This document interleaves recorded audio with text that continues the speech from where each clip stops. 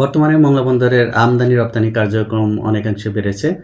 আমাদের বর্তমান অর্থবছরে মোট ৭ মাসে ৫১৫টি বিদেশি বাণিজ্যিক জাহাজ আগমন করে।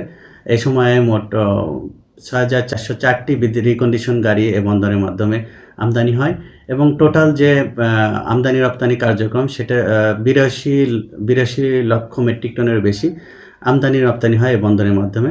সবচেয়ে বেশি সফলতা এসেছে আমাদের কন্টেইনার হ্যান্ডলিংয়ের ক্ষেত্রে। এ সময় মোট ২১,৬৫১ টিউস কন্টেইনার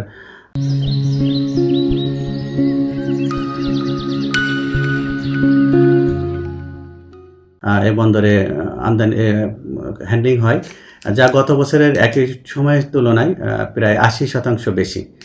অর্থাৎ এই সফলতা আমাদের আসার কারণ হচ্ছে আমাদের মংলা বন্দরের বর্তমান chairman rear admiral Shaheen Rahman স্যারের নেতৃত্ব এবং সুদূরপ্রসারী পরিকল্পনা এবং স্যার আমাদের যে কর্মকর্তা-কর্মচারী রয়েছেন তাদের কিন্তু সবসময় আশ্বস্ত এবং উজ্জীবিত করে রেখেছে এবং স্যারের নেতৃত্বে আমাদের বর্তমানে কর্মকর্তা-কর্মচারীরা উজ্জীবিত এবং নিরলসভাবে কাজ করে চলেছে।